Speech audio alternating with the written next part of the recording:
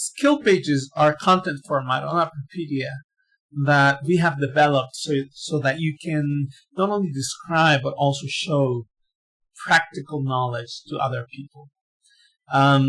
We believe that when someone is learning, it is important that not only the information is available, but that they have the possibility to replicate and to assess themselves or to be assessed by other people. And we're trying to create a set of tools so that this can be done easier. Here we are at the Global Surgical Training Challenge portal. And what I will do in this video is that I will walk you through some of the parts of Apropedia that contains skill pages and give you a little description of how they work, how can they be edited, and how you can get started with them. So to get started, you can see that here we have a list of skills on our portal, and there's quite a number of them. But we also have knowledge pages, which are more like topic pages with documentation that can support some of the information on the skill pages. And then we have some courses. But right now I want to show you the first one that we created, which is the Nremt Skill Set. A course is simply a series of skills put together. And the nice thing about this is that you can take different skill pages from different places created by different people to create your own course. And the way to do this is by clicking Edit with Form. And you will see that there's some metadata for the course, which has an image, a caption, description, set of keywords, and the required time. And this is the required time not only to watch the videos, but also to practice, to self-assess, and to feel that you have finished learning. Then there's a field for the description, and then there's the syllabus. Here in this section, we have 3 sections, and each of these are units. Each unit has a list of skills, which you can add simply by typing here. You type and there's a list of knowledge pages or medical skills that you can simply pick from. And once you're done, you click Save. So that's it. It's very simple. You can change the order of the units if you believe that the course has a progression, and you can add as many as you wish, and that is it.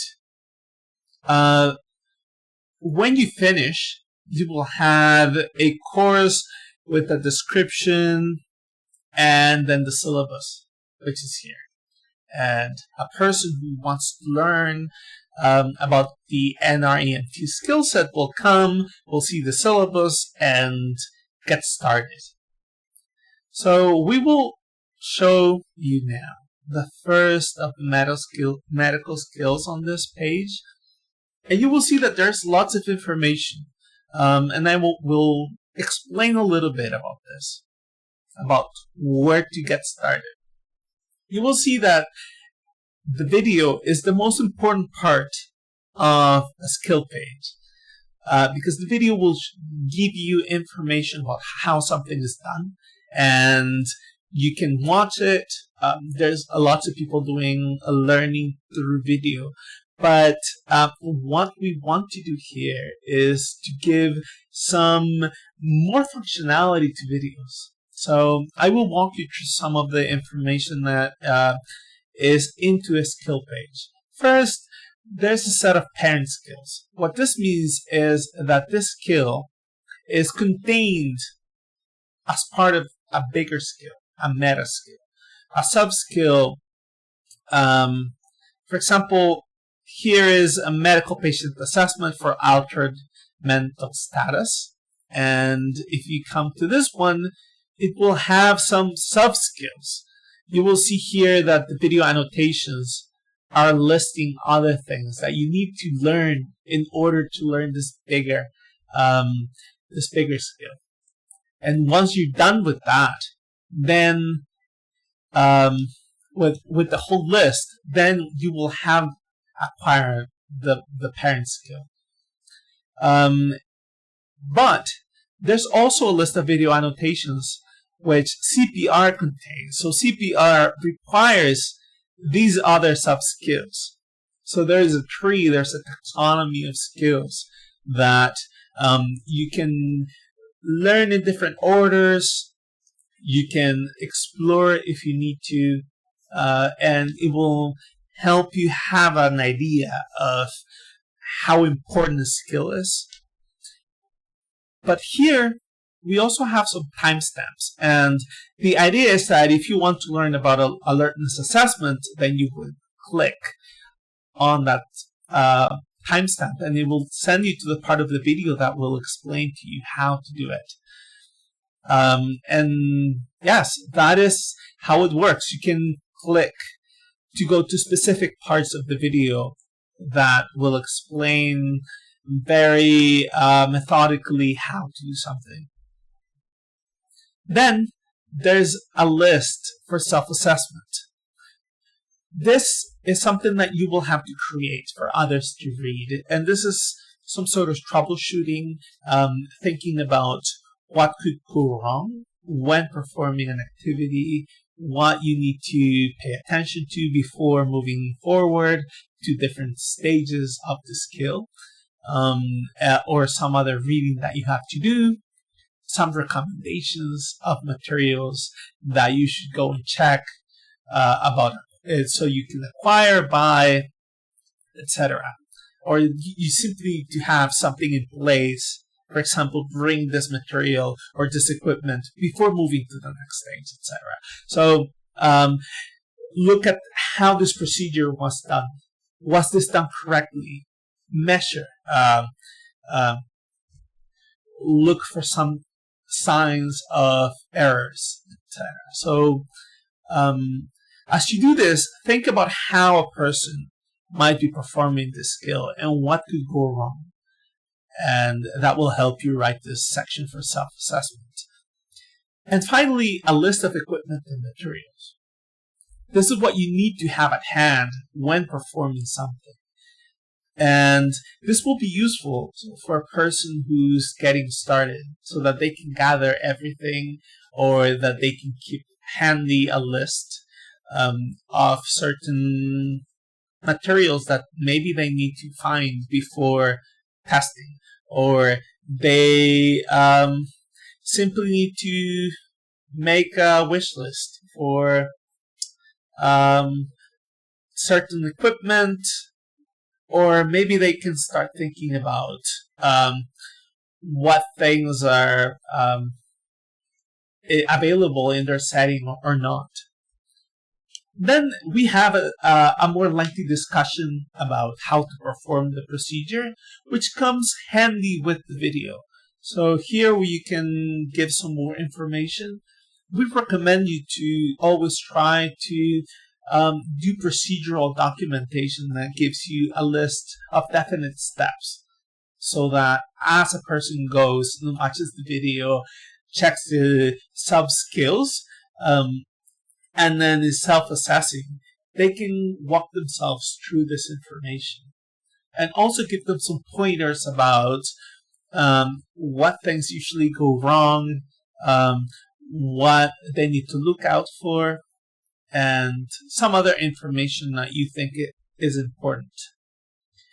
We also give some information about the knowledge pages that are required. So this is because there's always recommended reading that you need to go through, you cannot escape in order to perform this skill. And it's simple when that information is at hand and that the person can go and read and expand, take their time. And finally, here we have a list of all the semantic data that we have gathered from this skill. You can see that there are acting roles. For example, who is the person who might be performing this. In this case, there's quite a list of people who might be performing this skill. If there's a body part that this skill is focused on, a body system, a type of intervention, a keyword for this skill, a pathology that this skill is addressed to, if there's a self-assessment already in place, what are the sub-skills or the annotations of the video, the title, if there are devices that are required, the type, and then what other sub-objects there are. So if you need to edit a skill page, you just need to go to edit with form, and a very similar form as the one that I showed you for the courses will show up. Here's a YouTube video URL, but you can add Vimeo, or you can add a link to a Wikimedia Commons video, and it will be displayed on the page. Then you can add some annotations which give you a timestamp on the number of seconds and minutes, and then the related skill or knowledge page. And you simply need to look for it and select it. If it doesn't exist, then it will show us a red link, and probably this might give you lots of dead ends when you're creating pages. But as you continue to grow in the number of pages and the content that you have added, then this will prompt you to know which pages are needed. And that's super useful. That's how wikis work. And that's a feature that comes in handy as we develop content. So you can continue adding as many annotations as you need. And you can also add some extra video data, such as a specific title for the video, authors, if you want the person to be attributed. And then we always recommend this, especially because we're creating open source content. We want other people to give you attribution. If they are doing research, if they are using it for other courses, it's nice that they can attribute to the authors of the video. If there's a location as well, especially if there are videos that in one part of the world use certain materials but not in another. Just to give you an example, that can be super useful.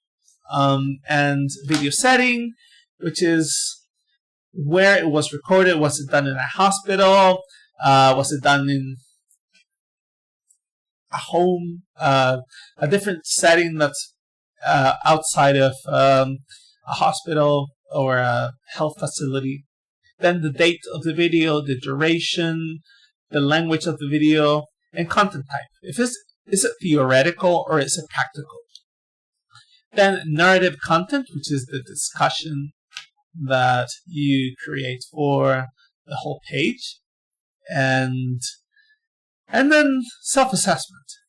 Self-assessment is simply the list, as we mentioned before, of the things that the person has to keep in mind when they're learning the skill.